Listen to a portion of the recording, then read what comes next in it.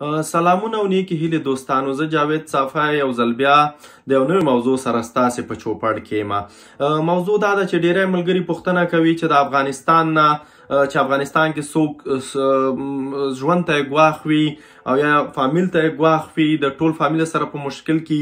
نو څنګه کولی شي چې جرمني ته نوملیکنه وکړي او جرمني ته راشي. نو د جرمني د استوګنې قانون د 22مې مادې د 2م بسر کې او 45م بند پر بنسټ باندې هغه کسان چې ژوند ته ګواښ وي او اسناد شواهد ولري چې هغه شواهد وړاندې کړي، نو هغوی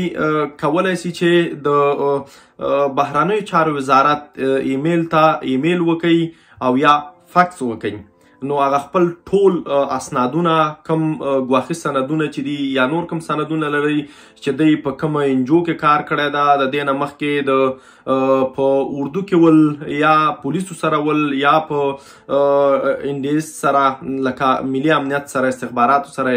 کار کړی وي او واقعا د دوی ژوند ته ګواښ متوجه وي، نو هغې کولی شي چې د بهرنیو چارو وزارت هغه ته ایمیل ادرس ته خپل ټول شواهد ولیکي او یا فکس ورته وکړي. نو کولی شي چې تاسې فکس هم ورته وکوئ او مهمه موضوع یې دا ده چې تاسې باید ټول خپل د فامیل د خپل ځان په اړه څه معلومات چې تاسې دي، نومونه، د تذکیرو شمیرې، د پاسپورټونو شمیرې که پاسپورټونه لرئ او هغه سندونه چې تاسې ته یې ګواښ هغه کړی ده متوجي، هغه تاسې کولی شئ چې د فکس له لارې ورته ولېږئ. نو ایمیلونه خو ډیری خلک ایمیلونه کوي، خو زه یې اړینه بولم چې په هغه باندې په فکس باندې ولیږل سي. که فکس ته لاسرسی لرئ نو د فکس له لارې خپل هغه ته دغه خپل ټول اسنادونه د بهرنیو چارو وزارت ته په فکس باندې ولېږئ، نو دا به ډېر ښه کار سي. معلومات به مو زر وسي، ځکه فکس داسې یو شی ده چې دلته تاسې فکس وکړئ ډایرکټ هلته هغه شیان هغوی ته په لاس ورځي، او ایمیل خو داسې ده چې په سلهاوو ایمیلونه راځي، ډیری خلک ایمیلونه کوي نو هغه